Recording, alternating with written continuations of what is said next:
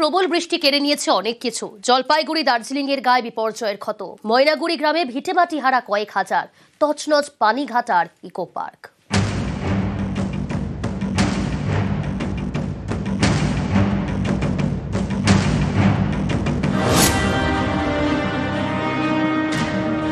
ঘর বলতে সরকারের দেওয়া ত্রিপল দিয়ে তৈরি ঘর।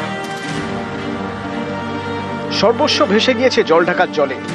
কোনো রকমে বাঁচানো গিয়েছে কয়েকটা জিনিস, যেমন সাথের এই বেনারসি। তারা হাতের সামনে যে যা জিনিস পেয়েছেন তা নিয়েই তো বেরিয়ে এসছেন। তার মধ্যে অনেকে চেয়েছিলেন শখের জিনিস যাতে তারা রক্ষা করতে পারেন।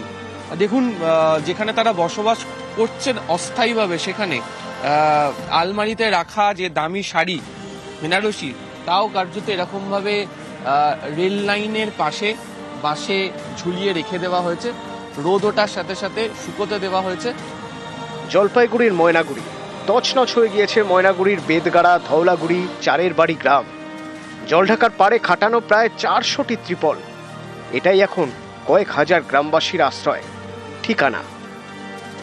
এখন রান্না টান্না এখান থেকে পাচ্ছি, খাচ্ছি। এগুলো তো শাড়ি তো কিছুই না, টাকা পয়সা সোনা দানা সব গেছে। আর এগুলা এখানে দাঁড়িয়ে রয়েছি, ছবিতে দেখলেই বোঝা যাবে একেবারে মাটি ধসে বেরিয়ে চলে গিয়েছে।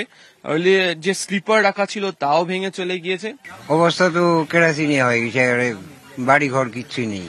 আটা ছিল 15 মন আর ধান ছিল 10 মন। ওগুলো সবকিছুই চলে গেছে। কাপড় খেতা কিচ্ছু বাঁচাতে পারিনি।